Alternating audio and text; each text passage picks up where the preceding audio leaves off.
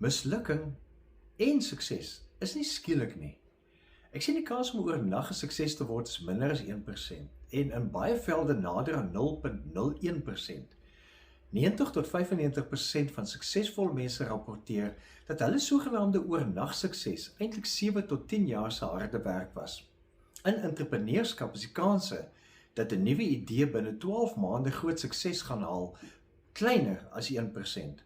Dus troos jouself, niemand word regtig oornag op groot skaal 'n sukses nie. En ook aan die ander kant daarby gesê, op 'n groot skaal ook, niemand misluk oornag nie. Behalwe as 'n orkaan iets tref of iets in daai dramatiese gevalle gebeur, maar dis ook 'n kleiner voorbeeld daarvan. Mislukking gebeur ook altyd stap vir stap. En gewoonlik is dit in die stilte van gewone dae wat niemand raak sien. Dit geld ook van gewoontevorming. Navorsers wat gewoontevorming ondersoek het dit gevind. 'n Nuwe gewoonte word nie in 'n dag of 'n week vasgelê nie. Dit is geleidelik en met groot verskille van persoon tot persoon.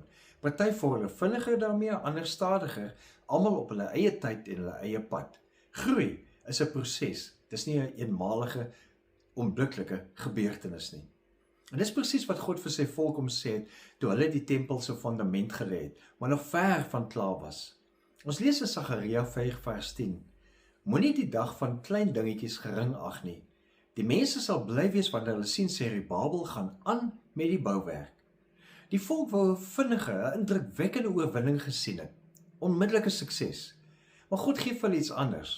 God gee vir hulle die versekering dat elke bousteen wat jy pak, elke klip wat jy ergens pak, elke skynbare onbeduidende dag se werk wat jy doen, word deur God raak gesien en gewaardeer.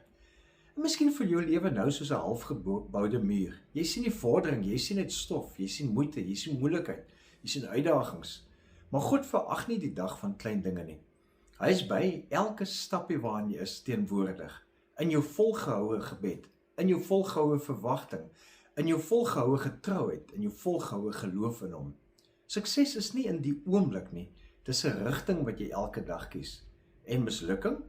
Wel, elke dag se nuwe geleentheid om te bou aan sukses saam met God. So staan op uit die mislukking en begin weer bou, want ons weet, dit vorder saam met God. Leef geïnspireerd.